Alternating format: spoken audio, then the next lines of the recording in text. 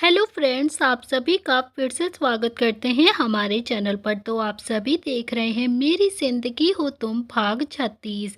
इससे पहले इस कहानी के 35 भाग अपलोड हो चुके हैं चैनल पर। प्लीज़ आप सभी लोग वो भाग ज़रूर पढ़ लीजिएगा। तो आप सब ने अब तक पढ़ा था, माही मलंग को बहुत ज़्यादा डांट रही थी, तो अतुल माही को मलंग को डांटते हुए देख लेता है और उसके कान के पास जाकर बोलता है कि अभी तो ये शुरुआत है, शादी हो जाने के बाद पता चलेगा तुझे। तभी मलंग माही को अपनी बाहों में भर लेता है और उसे कमरे की तरफ ले जाने लगता है और कमरे को अंदर से बंद करके उसे किस करने लगता है। अब देखते हैं आगे।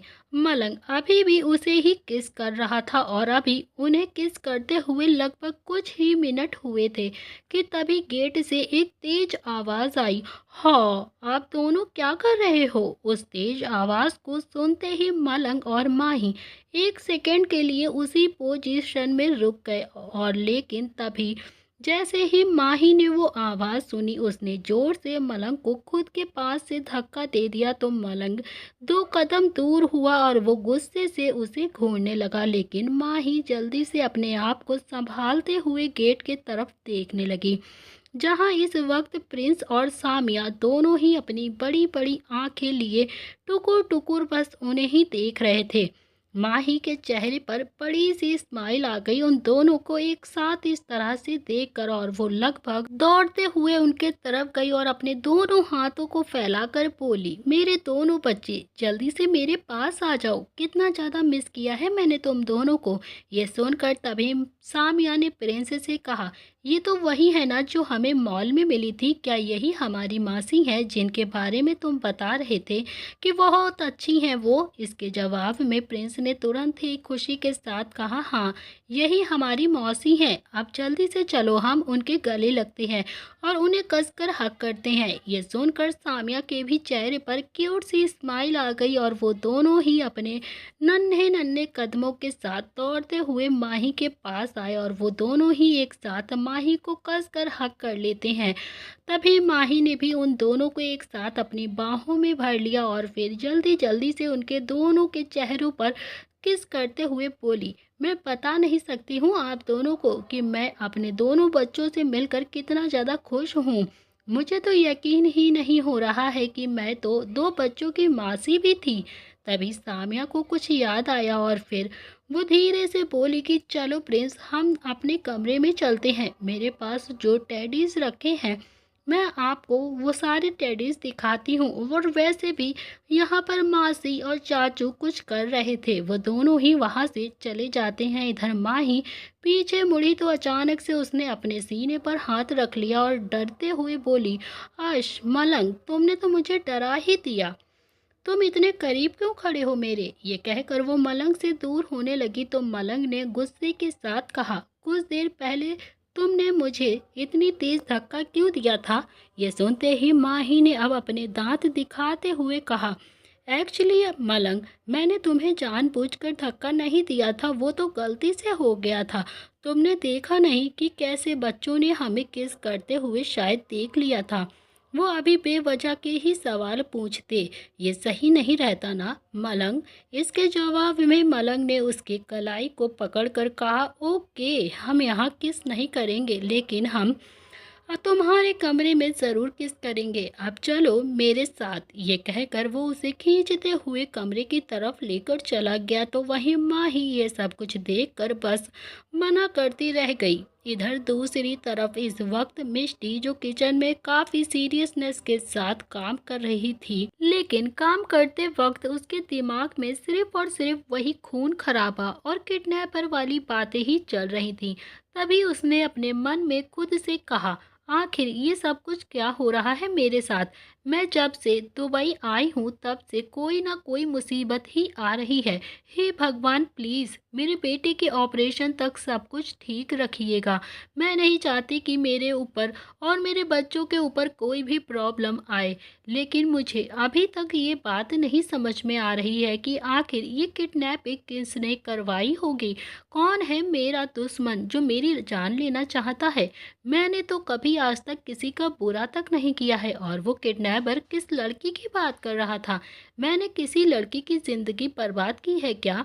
अभी वो ये सब कुछ सोच ही रही थी कि तभी पीछे से किसी ने उसे कमर से पकड़ लिया और उसके कान में धीरे से बोला, तुम्हें इतना ज़्यादा स्ट्रेस लेने की ज़रूरत नहीं है। ये आखिरी बार हुआ है कि जब किसी ने तुम्हारे साथ ऐसा किया है। अब इसके बाद ना तो तुम पर और ना ही हमारे बच्चों पर कोई भी मुसीबत आएगी। अतुल की ये बात सुनते ही मिष्टी थोड़ा सा हैरान हो गई और वो जल्दी से अतुल से दूर हुई और बोली, आपको कैसे पता कि मैं इन्हीं सब चीज़ों के बारे में सोच रही थी? इसके जवाब में अतुल ने उसे देख कर हल्की मुस्कुराहट के साथ बोला, क्योंकि कुछ देर पहले मैं भी इसी के बारे में ही सोच रहा था कि मैं तुम्हें और अपने बच्चों को किस तरह से अपने दुश्मनों से प्रोटेक्ट करूं। लेकिन अब मुझे रास्ता मिल चुका है, इसीलिए मैं तुम्हें समझा रहा हूँ कि तुम्हें भी फिक्र करने की कोई ज़रूरत नहीं है। ये बात सुनते ही मिष्टी ने तुरंत ही कहा, कौन सा रास्ता मिला है आपको? प्लीज़ आप मुझे भी जल्दी से बताइए। मुझे कुछ भी नहीं समझ में आ रहा है कि मैं आगे क्या करूं। इसके जवाब में अतुल फिर से उसे कमर से पकड़ लेता है और बोलता है कि मैंने कहा ना कि अभी के लिए तुम्हें कुछ भी सोचने की ज़रूरत नहीं है। मैंने सारी चीज़ें सोच लिया है, इसीलिए अब तुम शांत हो जाओ और मेरी बाहों में खुद को खो दो। ये कहकर उसने उसे अपनी बाहों में कसकर जकड़ लिया तो वही मिष्टी उससे दूर होना चाहती थी और वो बार बार कोशिश कर रही थी, पर अतुल की पकड़ इतनी टाइट थी कि वो दूर ही नहीं हो पा रही थी। तभी उसने चिढ़कर कहा, मिस्टर अतुल प्लीज़ छोड़ दीजिए मुझे। अगर बच्चों ने हमें ऐसे देख लिया ना तो वो बेवजह की ही बातें पूछेंगे, प्लीज़ छोड़िए मुझे। लेकिन अतुल ने तिरछा स्माइल के साथ कहा, ऐसे कैसे छोड़ दूँ मैं तुम्हें? छोड़ने के लिए थोड़ी ना मैंने तुम्हें अपने पास बुलाया है। अब तो जिंदगी भर तुम इसी तरह से ही मेरी बाहों में ही कैद रहोगी। जिंदगी भर का नाम सुनते ही मिष्टी हैरान हो गई और हैरानी से बोली, तो क्या आपने मेरे साथ जिंदगी बिताने के बारे में भी सोच लिया है? इसके जवाब में अतुल ने भी बिना किसी भाव के कहा, हाँ मैंने सोच लिया है, लेकिन इसमें प्रॉब्लम क्या है? ये सुनते ही मिष्टी की आंखें बड़ी बड़ी हो गईं और फिर वो हैरानी के साथ बोली, मुझे तो यकीन ही नहीं हो रहा है मिस्टर अग्निहोत्री, क्योंकि वो आप ही थे ना जो कुछ वक्त पहले मुझसे कहा करते थे कि मुझ जैसी लड़की को तो कोई अपने घर की नौकरानी भी ना बनाए, और अब आप ही मुझ जैसी लड़की के साथ जिंदगी बिताना चाहते हैं।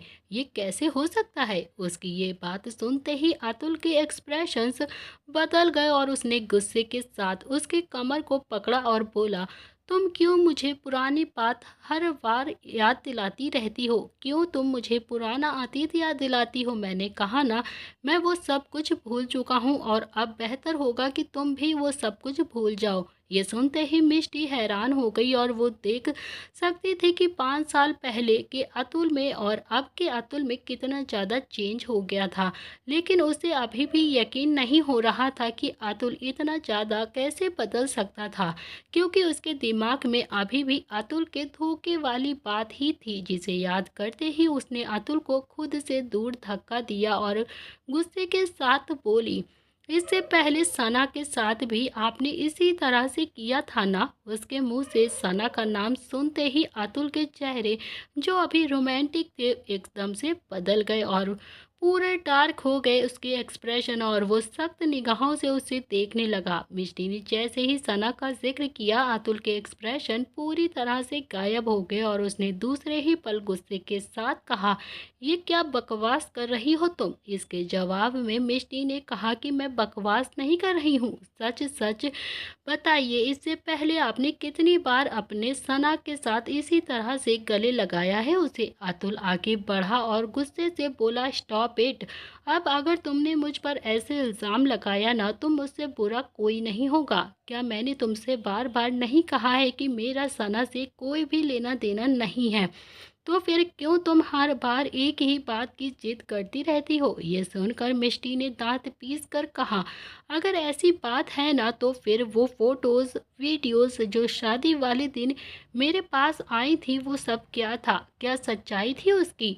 मुझे ये बताइए। ये सुन अतुल गुस्से से बोला, उसमें मैं नहीं था और मुझे तो इस बात के बारे में पता भी नहीं है। इस बात पर मुझे गुस्सा आता है कि तुम उस एक बेवकूफ़ी भरी फ़ोटो वीडियो को देखकर मुझे 5 साल तक दूर रहीं और इसी वजह से मेरे प्रिंस की हालत ऐसी हो गई। इस एक शब्द ने मिष्टी को जैसे झंझोर कर रख दिया था। उसे जोर का झटका महसूस हुआ तो वही अतुल गुस्से के साथ अब वहाँ से जाते हुए बोला, इसके बारे में मैं तुम ज़रूर सोचना कि अगर तुमने उस फ़ोटो वीडियो को देखने के बाद मुझसे एक बार मिलने की कोशिश की होती या फिर मेरा वहाँ पर इंतज़ार किया होता तो मैं ज़रूर आता और तुमसे सारी गलतफ़हमी दूर करता और फिर शायद आज हमारे बीच ऐसी नौबत ही ना आती। ये कहकर वो वहाँ से गुस्से से चला गया। तो वहीं मिष्टी ने जब ये सब कुछ सुना तो अचानक से उसकी आंखों में आंसू आ गए और उसका दिल जोर जोर से धड़कने लगा। उसने किचन काउंटर को कस कर पकड़ कर कहा, क्या मिस्टर अतुल सही कह रहे हैं? क्या मुझे उन सब चीज़ों के बारे में एक बार सोचना चाहिए था, कोई भी फैसला लेने से पहले? ये कहते हुए उसकी आंखों से लगातार आंसू गिरते जा रहे थे। लेकिन तभी वहां पर माही आई। माही ने जैसे ही मिष्टी को ऐसे रोता हुआ देखा तो वो काफ़ी ज़्यादा हैरान हो गई और फिर जल्दी से उसके पास गई और वो तुरंत उसे संभालते हुए बोली, दी आर यू ओके? आप रो क्यों रही हैं? आपको कुछ हुआ है क्या? दी प्लीज़ पहले आप शांत हो जाइए और मुझे बताइए कि आप रो क्यों रही हैं। ये कहकर उसने मिष्टी को हक कर लिया।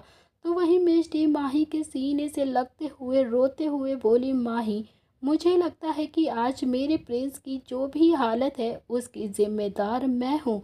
ये सुनकर माही हैरानी से बोली, ये आप क्या कह रही हैं दी?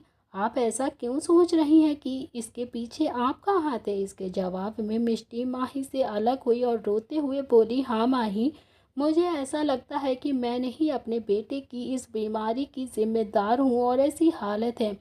मुझे लगता है कि जब मेरे पास मिस्टर अतुल की वो फ़ोटो वीडियो आई थी उसी वक्त मुझे मिस्टर अतुल से एक बार इस बारे में बात कर लेना चाहिए था और वो सब कुछ क्लियर कर देते। फिर आज ऐसी नौबत ही ना आती। मुझे ऐसा लगता है कि मैंने ही अपनी बेटी की भी ज़िंदगी ख़राब कर दी है। मुझे आज ये सब सोचकर बहुत ही ज़्यादा तकलीफ़ हो रही है। ये कहकर वो सिसक सिसक कर रोने लगती है। वहीं जब माही ने ये सब कुछ सुना तो उसने गुस्से के साथ कहा, सच सच बताइए दी, क्या उस अतुल अग्निहोत्री ने आपसे ये सारी बातें कही हैं? यह सुनकर मिष्टी ने अपना सर ना में हिला दिया, जिसे देखकर माही ने फिर ना समझी में कहा, तो फिर आप क्यों ऐसी बातें कह रही हैं दी कि आप प्रिंस की बीमारी की जिम्मेदार हैं? मुझे साफ साफ बताइए, आखिर आपको हुआ क्या है? आप ऐसे क्यों अचानक से खुद को ब्लेम कर रही हैं? इसके जवाब में मिष्टी ने कहा कि पता नहीं क्यों पर मुझे अचानक से ऐसा एहसास हुआ है माही। मुझे ऐसा लगा कि शायद मैंने अपनी बेटी की भी लाइफ खराब की है और अब मैं इसका पछतावा भी नहीं कर सकती हूँ क्योंकि अब बहुत ही ज़्यादा देर हो चुकी है। लेकिन तभी उसके दिमाग में कुछ आया और वो अपनी जगह से रुकी और कुछ सोचकर बोली, वैसे दी मेरे पास एक आइडिया है। मेरे दिमाग में बहुत अच्छा आइडिया आया है। आइडिया का नाम सुनते ही मिष्टी ने ना समझी में कहा, कैसा आइडिया माही? और मुझे तुम्हारी बात नहीं समझ आ रही है। ये सुनकर अब माही की आंखों में एक शैतानी एक्सप्रेशंस आ गए तो वहीं मिष्टी को कुछ भी नहीं समझ में आया। तभी माही धीरे से आगे बढ़ी और मिष्टी के कान में कुछ कुसुर पुसुर करा। कुछ देर बाद डाइनिंग एरिया की तरफ अतुल, जो इस वक्त हेड चेयर पर बैठा हुआ था, तो वहीं मलंग भी दूसरी हेड चेयर पर बैठा हुआ था। वो दोनों ही एक दूसरे के आमने सामने बैठे थे। प्रिंस और सामिया दोनों ही एक साथ साइड में चेयर पर बैठे हुए थे और वो दोनों अपना अपना डिनर एंजॉय कर रहे थे और लगातार मिष्टी की तारीफ किए जा रहे थे। तो वहीं मिष्टी जो अतुल के साइड में बैठी हुई थी और बार बार अतुल को देख रही थी, तभी अतुल अपनी भौहें चढ़ाकर बोला, मेरा डिनर कहाँ पर है? मुझे भी तो कुछ खाने को दो ना। ये सुनकर मिष्टी ने मुंह बनाते हुए कहा, आपके सामने ही तो रखा है आपका डिनर। ये सुनकर अतुल के चेहरे पर एक गहरी मुस्कुराहट आ गई और उसने कहा, तो तुमने आखिर मेरे लिए स्पेशल डिनर बना ही दिया। यह सुनकर मिष्टी ने भी मुस्कुराते हुए कहा, आपका हुक्म तो सर आंखों पे है मेरे ना। ये सुनते ही अतुल के एक्सप्रेशन और भी गहरे हो गए और फिर तभी मलंग ने भी कहा, बाय द वे आपने मेरे लिए भी स्पेशल डिनर बनाया है क्या? मलंग की ये बात सुनकर मिष्टी ने अब माही को देखा, लेकिन तभी माही ने एक्साइटमेंट के साथ मलंग को घूरते हुए कहा, मलंग आज मेरी मिष्टी दी ने तुम्हारे लिए कोई भी स्पेशल डिनर नहीं बनाया है। ये सुनते ही मलंग की भौं तन गई और उसने मिष्टी को घूरते हुए कहा, शायद आप भूल गई हैं कि मैंने आपके लिए क्या क्या किया है। भाई से मिलने के बाद आप काफ़ी ज़्यादा बदल गई हैं लगता है मुझे। ये सुनते ही अतुल के एक्सप्रेशन जो थोड़े अभी मुस्कुराहट के साथ थे वो बदल गए और वो अपनी भौं चढ़ाते हुए बोला, तो क्या तुम क्या चाहते हो कि मेरी वाली अब तुम्हारे लिए भी डिनर बनाए, वो भी स्पेशल?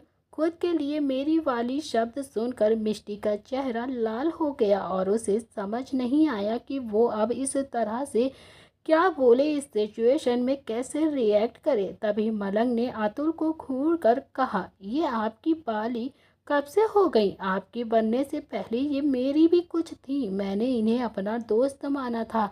दोस्त होने के नाते ही ये मेरे लिए स्पेशल डिनर बना सकती थी, लेकिन शायद ये बदल गई हैं। तभी मिष्टी ने तुरंत ही कहा, नहीं मलंग ऐसी बात नहीं है, बल्कि मैं तो तुम्हारे लिए डिनर बनाने ही जा रही थी, पर मुझे तो माही ने मना कर दिया। अभी वो आगे और कुछ कह पाती उससे पहले ही माही ने भी एक्साइटमेंट के साथ मलंग को कहा कि मिष्टी दी ने नहीं बल्कि मैंने तुम्हारे लिए आज डिनर बनाया है।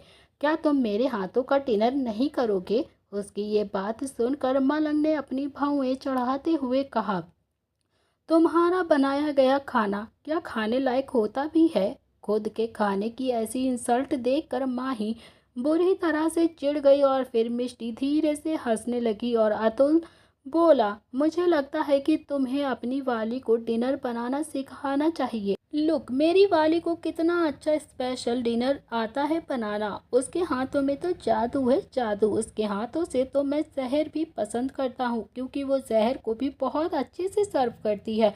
और तो और उसके आगे तो इंटरनेशनल शेफ भी फेल है। लेकिन तभी अतुल ने जैसे ही प्लेट को हटा दिया और जैसे ही उसने प्लेट को हटाया तो उसके सामने करेले का सूप था। करेले का सूप देखते ही अतुल के पूरे एक्सप्रेशन बदल गए और उसे काफ़ी ज़्यादा गुस्सा आ गया और फिर तभी वहाँ पर मलंग के हंसने की आवाज़ गूंज गई।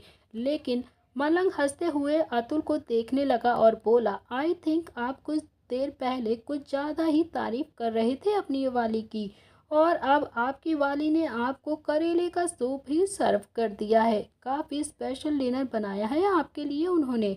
उसने आपके लिए अच्छी बात है, लेकिन करेले का सूप पीजिए ना। अब आप ये सुनकर अब अतुल गुस्से से मिष्टी को घूरने लगा, तो वहीं मिष्टी अब प्रिंस और सामिया के पास चली गई, क्योंकि वह जानती थी कि अतुल के एक्सप्रेशन कैसे आने वाले हैं। उसे पता था कि अतुल के साइड में भी रहना उसके लिए खतरे से खाली नहीं था। वो प्रिंस और सामिया को अपने हाथों से खिलाने में बिजी होने का एक्टिंग करने लगी। लेकिन तभी अतुल ने दांत पीस कर गुस्से से कहा, ये सब क्या है? तुमने तो मेरे लिए स्पेशल डिनर बनाया था ना, तो फिर ये करेले का सूप कैसे आ गया? यह सुनकर मिष्टी ने बिना अतुल को देखकर कहा, तो यही तो है आपका स्पेशल। मेरे लिए तो आपका स्पेशल डिनर करेले का सूप ही होता है। अब आप इसे पी लीजिए, क्योंकि अभी कुछ देर पहले आपने मेरी इतनी ज़्यादा तारीफ़ की है। अगर आप नहीं पिएंगे ना तो सब क्या सोचेंगे मेरे बारे में कि मुझे कुछ स्पेशल बनाना ही नहीं आता, और स्पेशली वो आपके बारे में क्या सोचेंगे। इसके जवाब में माही ने भी कहा, हाँ हाँ अतुल पीजिए ना अपनी वाली का स्पेशल वाला सूप। अब अतुल के चेहरे के रंग बिल्कुल उड़ चुके थे उस सूप को देखकर। मेरी इतनी तारीफ की है, अगर आप नहीं पिएंगे तो अब क्या सोचेंगे मेरे बारे में स्पेशल, वो आपके बारे में क्या सोचेंगे? इसके जवाब में तभी माही ने मुस्कुरा कर कहा, हाँ हाँ अतुल बिल्कुल आपको पीना चाहिए। आप जल्दी से पी लीजिए अपनी वाली का स्पेशल करेले का सूप।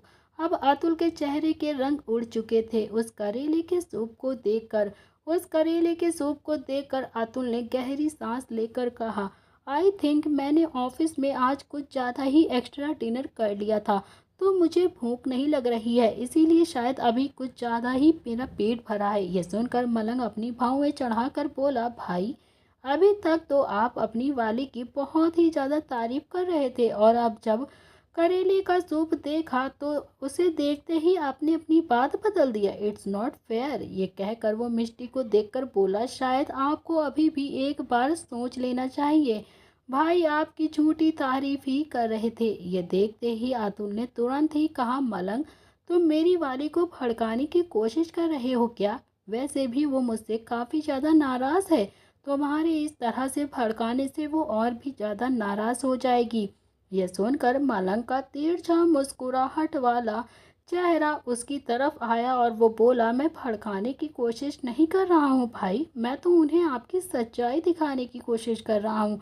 मैं उन्हें बताने की कोशिश कर रहा हूँ कि आप अभी जो उनकी झूठी तारीफ कर रहे थे वो सच में झूठी ही थी। ये सुनकर अब मिष्टी ने कहा, क्या आपने सच में वाकई में मेरी झूठी तारीफ की है? आपने तो मेरा दिल ही तोड़ दिया अतुल। यह सुनकर अतुल ने अब अपने हाथों की मुट्ठियां कसकर बंद करते हुए बोला, किसने कहा कि ये मेरा भाई है? ये मेरा भाई नहीं हो सकता। अगर भाई ऐसे होते हैं तो मुझे दुश्मनों की कमी नहीं है। ये मेरा भाई कभी नहीं हो सकता। तभी मिष्टी ने फिर से गुस्से के साथ कहा, मिस्टर अतुल, शायद आपने मेरी सच में झूठी ही तारीफ की है। कोई बात नहीं, आपको इसे नहीं पीना है तो कोई ज़रूरत नहीं है, आप ये मुझे दे दीजिए, मैं खुद ही इसे पी लूँगी।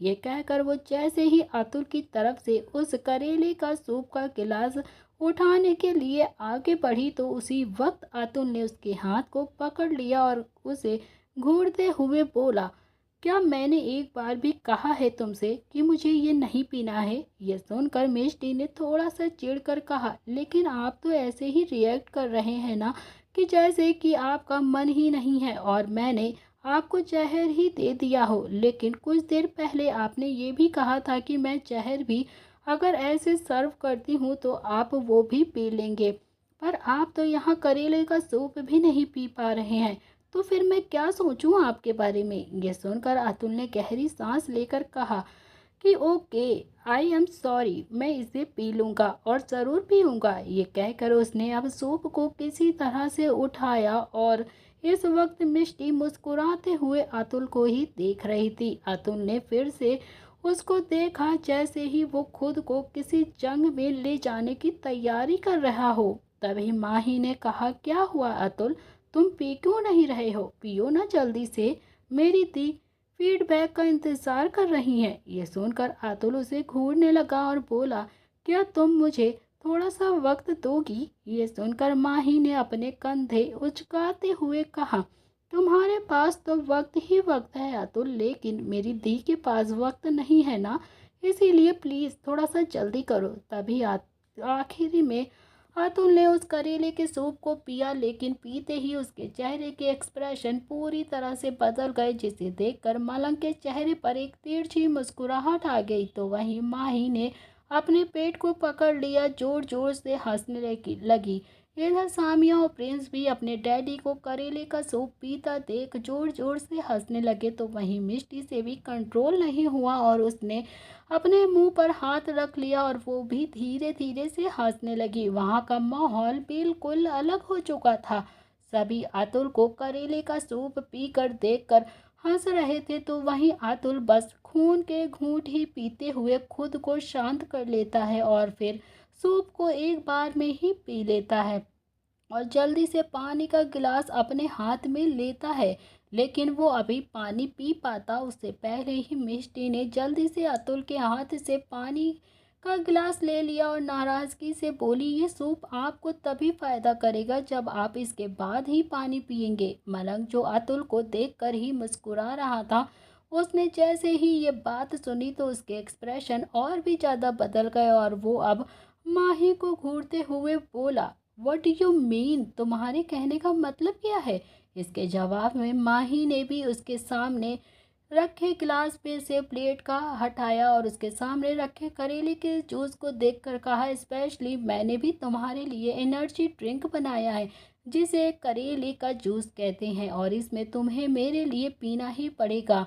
करेले का जूस देखते ही मलंग के एक्सप्रेशन भी अब पूरी तरह से बदल चुके थे और फिर अतुल जो अभी तक परेशान था, उसने जब मलंग की ऐसी हालत देखी तो उसके चेहरे की भी परेशानी गायब हो गई और वो भी मुस्कुराते हुए मलंग को देखकर बोला, फाइनली अब तुम्हारे साथ भी वही टॉर्चर होगा जो कुछ देर पहले मेरे साथ हुआ था। अब हिसाब बराबर हुआ। ये सुनकर मलंग ने दांत पीस कर कहा, भाई मैं आपका छोटा भाई हूँ, इस तरह से मुझे हंसता हुआ देखकर आपको मजे नहीं लेना चाहिए था। ये सुनकर अतुल ने अपने चेहरे को टिश्यू से साफ करते हुए मुस्कुरा कर कहा, एक्चुअली क्या है कि ना कुछ देर पहले मेरा छोटा भाई ने भी बड़े भाई का ऐसे ही मजाक बनाया था, तो अब बड़े भाई का भी ये फर्ज बनता है कि वो भी अपने छोटे भाई का सूद समेत इस तरह से ही वापस दे। ये सुनकर मलंग उसे घूरने लगा तो वहीं माही ने भी चिढ़कर कहा, मलंग चुपचाप जल्दी से इस करेले के जूस को पियो, वरना मुझसे बुरा कोई नहीं होगा तुम्हारे लिए। ये कहकर उसने जबरदस्ती उसके मुंह की तरफ वो करेले का जूस बढ़ा दिया। तो वहीं ये सब कुछ देखकर मिष्टी ने भी मन ही मन कहा, ये लड़की ना सच में पूरी तरह से पागल है, पता नहीं मलंग इसे पिएगा भी या नहीं। लेकिन तभी मलंग ने उसके हाथ से उस करेले के जूस का गिलास को ले लिया और फिर माही की आंखें जो बड़ी बड़ी थी, उसने माही की आंखों में गहराई से देखते हुए बोला, तुम्हें क्या लगता है कि मैं इस जूस को नहीं पी पाऊंगा या फिर भाई की तरह नखरे दिखाऊंगा? ये सुनकर माही ने मुंह बनाकर कहा, तुम दोनों भाई में एक ही तो खून है, हो सकता है कि तुम दोनों इसी तरह से नखरे दिखाओ, इसीलिए मैंने सोचा है कि मैं तुम्हें ज़बरदस्ती ही इसे पिलाऊंगी। लेकिन इसके जवाब में मलंग ने कहा, नहीं ऐसी कोई बात नहीं है, बल्कि मैं तुम्हारे लिए तो खुशी खुशी इस जूस को पी जाऊंगा, मुझे कोई प्रॉब्लम नहीं है, जैसे भाई ने पी लिया वैसे मैं भी पी लूँगा। ये कहते हुए उसने एक ही सांस में उस करेले के जूस को पी लिया और फिर अपनी जगह से उठते हुए बोला, क्या अब तुम खुश हो? इसके जवाब में माही के चेहरे पर एक बड़ी सी स्माइल आ गई और वो बहुत ही ज़्यादा खुश होकर बोली, हाँ हाँ मैं बहुत ही खुश हूँ मलंग, मुझे तो यकीन ही नहीं हो रहा कि तुमने बिना नखरे दिखाए इसे पी लिया। सच में तुम मुझसे वाकई में बहुत ज़्यादा प्यार करते हो, आई लव यू मलंग। ये कहकर वो उसके गले से लग गई तो वही मलंग ने अतुल को तिरछी नज़रों से घूर कर माही के बालों को सहलाकर बोला, मैं भाई की तरह नहीं हूँ, मैं तुमसे बहुत प्यार करता हूँ। ये सुनकर अतुल की भौएं चढ़ गई और वो उन दोनों को घूर के देखकर बोला, तुम्हें नहीं लगता कि ये दोनों हमारे सामने कुछ ज़्यादा ही शो ऑफ कर रहे हैं? तभी मिष्टी ने अपनी जगह से उठकर थोड़ा चिढ़कर बोला कि कुछ देर पहले आप भी मेरा बहुत ही ज़्यादा शो ऑफ कर रहे थे ना, अब उन दोनों की बारी है तो उन दोनों को आप शो ऑफ करने दीजिए, मुझे फ़र्क नहीं पड़ता। यह सुनकर अतुल उसे घूरने लगा तो वहीं मिष्टी वहां से सीधा किचन की तरफ बढ़ गई। तभी अतुल अपनी जगह से उठकर बोला, तुम दोनों ये सब कुछ कमरे में भी जाकर कर सकते हो, यहाँ हमारे दोनों छोटे छोटे से बच्चे हैं और वो तुम दोनों को ऐसे देखेंगे तो क्या सोचेंगे। ये कहकर वो नीचे झुका और उसने उन दोनों को अपनी गोद में उठा लिया और उन दोनों को लेकर सीधा कमरे की तरफ बढ़ गया। इधर मलंग ने माही को खुद से दूर किया और बोला, तुम मेरे साथ अब रूम में चलो, मुझे तुमसे एक इम्पॉर्टेंट बात करनी है। इम्पॉर्टेंट बात का नाम सुनकर माही ने भी ना समझी में कहा, लेकिन अब तुम्हें मुझसे क्या बात करनी है, वो भी इम्पॉर्टेंट बात इस वक्त हम यहाँ पर भी तो कर सकते हैं। इसके जवाब में मलंग ने कहा, नहीं तुम मेरे साथ रूम में ही चलो। इसके बाद उसने उसके हाथ को पकड़ा और उसे लेकर सीधा रूम की तरफ बढ़ गया। इधर मिष्टी कुछ ही देर में सारा काम खत्म करके सामिया और प्रिंस के कमरे में आई, लेकिन जैसे ही वो कमरे में पहुंची किसी ने उसे दीवार से सटा दिया। मिष्टी ने तुरंत ही हड़बड़ी के साथ सामने देखा तो इस वक्त अतुल उसे घूरते हुए देखने लगा। अतुल को देखकर मिष्टी ने कहा, मिस्टर अतुल आप अभी तक अपने रूम में नहीं गए? रात काफ़ी ज़्यादा हो चुकी है, जाकर अपने रूम में सो जाइए और मुझे भी सोने दीजिए। ये कहकर उसने वापस से अतुल को दूर किया और फिर वहां से जाने लगी, लेकिन अतुल ने उसे फिर से दीवार से सटा दिया और उसे घूर कर बोला, तुम्हें पता है कि तुमने मेरे मुंह का पूरा टेस्ट खराब कर दिया है और अब मैं अपने मुंह का टेस्ट वापस से ठीक करना चाहता हूँ। ये सुनकर मिष्टी ने भी नासमझी में कहा, अगर आपको अपने मुंह का टेस्ट ठीक करना है तो आप जाकर कुछ मीठा खा लीजिए, जैसे कि पेस्ट्री या फिर चॉकलेट्स या फिर सबसे अच्छा शहद। आप अगर ये सब खाएंगे ना तो आपके मुंह का टेस्ट बिल्कुल अच्छा हो जाएगा। उसकी ये बात सुनकर अतुल तिरछा मुस्कुराया और फिर बोला, नहीं, इन सबसे भी अच्छी चीज़ मेरे पास है जिसे मैं एक बार भी टेस्ट करूँगा ना तो मेरे मुंह का टेस्ट पूरी तरह से बदल जाएगा। ये सुनकर मिष्टी को कुछ भी समझ में नहीं आया और उसने नासमझी में कहा, आप किसके बारे में बात कर रहे हैं? आखिर आपके पास ऐसी कौन सी चीज़ है? तभी अतुल उसके होंठों की तरफ झुका और उसके होंठों को अपने होंठों में लेते हुए बोला, मैं इन होंठों के बारे में बात कर रहा हूँ। इन्हें टेस्ट करते ही अभी के अभी मेरा टेस्ट ठीक हो जाएगा। ये सुनकर मिष्टी की आंखें बड़ी हो गईं और फिर वो अभी कुछ रिएक्ट कर पाती उससे पहले ही अतुल ने उसके होंठों को अपने होंठों से कवर कर लिया और उसे बेतहाशा किस करने लगा। तो दोस्तों, इसी के साथ इस कहानी का यह अध्याय यहाँ पर समाप्त हो रहा है। तो गाइस, अब बहुत ही जल्द अतुल और मिष्टी में होंगे रोमांटिक सीन्स और इन दोनों के बीच की गलतफहमी जल्द ही दूर होगी और सना का सच बहुत ही जल्द सामने आने वाला है। तो आप सभी लोग पूरी स्टोरी को जल्दी से पढ़ लीजिएगा, एक भी पार्ट बिल्कुल भी मिस मत करना। इस कहानी में कौन सा मोमेंट सबसे ज़्यादा पसंद आया हो वो मोमेंट कमेंट बॉक्स में लिखकर ज़रूर बताइएगा। आज के लिए